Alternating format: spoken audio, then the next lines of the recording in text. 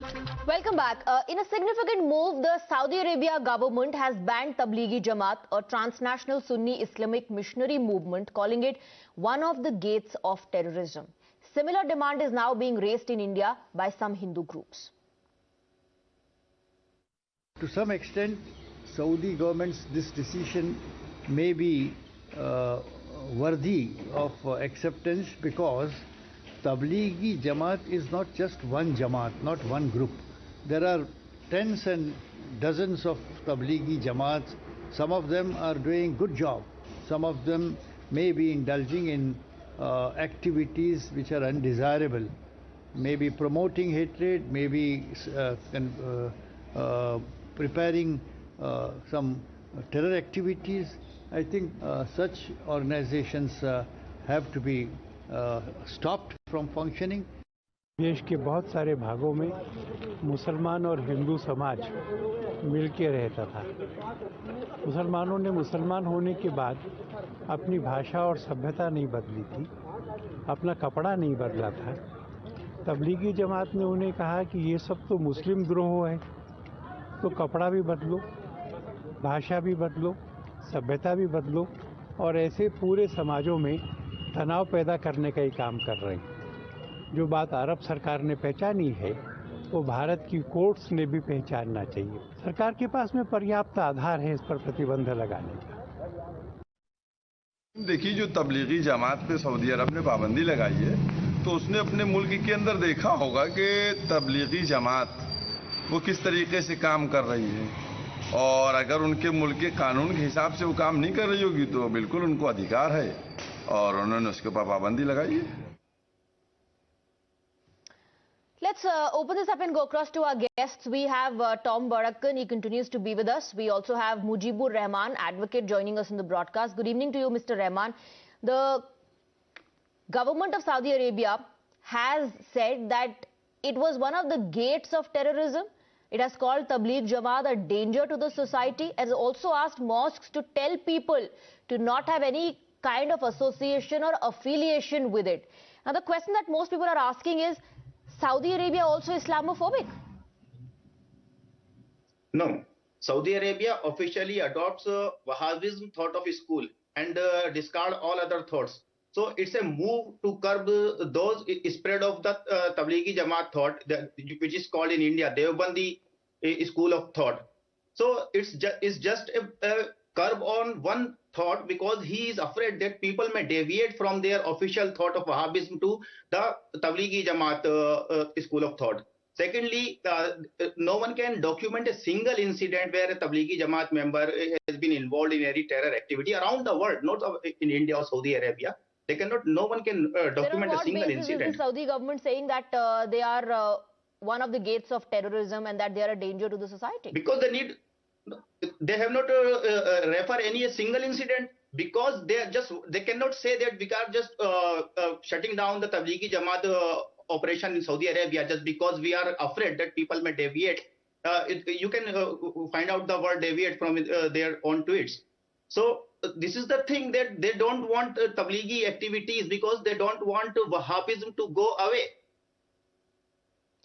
Now, you know why that question is being asked is because during the pandemic, the government of India was criticized and many tagged the government as Islamophobic for action against the Jamaat. Certainly, because even right now, if somebody is asking that the Tablighi Jamaat should be banned in India, I will call it Islamophobic, because they have no basis. Just they are raising the demand because it's something against the Muslims and something against the practice of Muslims. That's it. No, that's very interesting, because Mr. Majeed Memon of the NCP in his reaction said that there are a lot of groups, there are a lot of organizations. To some extent, the decision of Saudi government is worthy, Tom Barakan. And Mr. Rahman says even today, if you will demand an action against Tablighi Jamaat, he will say that people who are demanding an action are Islamophobic. Swati, I want to ask you a simple question. And the honorable member here, he says, if Saudi Arabia bans this organization, they are not Islamophobic. If a country like India or any other country bans them, then they'll certainly become Islamophobic. Now, this group was being funded by the charities of Saudi Arabia, and they do fund a lot of charities across the world. Now, if they realize that this group is known and they call them the gate of terror, I'm afraid this is the view of Saudi Arabia. And they may have some experience which they do not want to share with the world. And because this is an extreme step coming from an Islamic country, and you blame India for being Islamophobic. India has never been Islamophobic. But point here is, that issue came up because of COVID and the protocol that was not followed. And that was the only issue. And you labeled us as Islamophobic and then, creating... That is a very interesting point you're making, Mr. Vadakan. It was about the violations of the COVID norms. That's when the government was called Islamophobic, Mr. Rahman. But here is a government that is openly saying that this organization is a danger to the society. They are one of the gates of terrorism. They are asking people to not be associated and affiliated with this organization. Hence, and yet you are saying that that government is not Islamophobic. What is the criteria really, or the parameter on the basis of which you are calling somebody an Islamophobic or not an Islamophobic?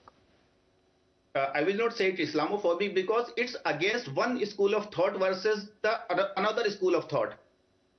It's not against the Hindus against the Muslims or the state against the Muslims. It's a fight between two schools of thoughts. Saudi Arabia, the influence of Tablighi Jamaat is increasing in Saudi Arabia. And Saudi Arabia officially adopts Wahhabism. And they don't want that people should get involved and deviated from the official... So you're saying the Saudi government is only maligning the Tablighi Jamaat? Yes, exactly. Because they want the Wahhabis to be the majority of the... yes, this is the only reason that they are just giving such tags to the Tablighi Jamaat without giving any inference to any incident. So not providing any backing, not providing any evidence, no data, Tom Vadakan, that's the argument Mr. Rahman is giving. There's no data being provided by the Saudi government behind this decision. He, in fact, even goes on to the extent of saying that there is no Islamophobia in Saudi Arabia. Just because Tablighi Jamaat is growing, their influence is growing in Saudi Arabia, that's the reason the government has banned it. Well, Swati, the argument is this organization is about 100 years old in India and was led by Ilyas ji.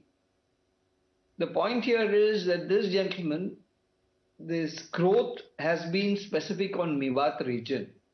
Now there was a huge conversion there. And now they still continued with the Indian culture per se. And this was a format to purify Islam. That was their objective then. Right. Now in the process of purifying Islam, if there is evidences of dividing people amongst themselves, and this division is what this whole trouble is all about. You may call it in one language Islamophobic, but let me tell you, if you don't have a balanced view of what Islamophobic means, our country is very secular. There is no question of Islamophobic. Right. Tomorrow there's one church attacked. That doesn't mean anti-Christians become suddenly... Okay, that's very interesting because the Saudi government is calling Tablighi Jamaat a danger to the society and they have enforced this ban. Those who are questioning that decision say this is just a fight of ideology, a fight between two schools of thoughts, and hence the government, without providing any data or evidence, has enforced this ban. Meanwhile, Probe Jamaat chorus is also getting stronger. Thank you very much, Mr. Rahman and Mr. Vadakan, for joining us on the broadcast. Without a quick break.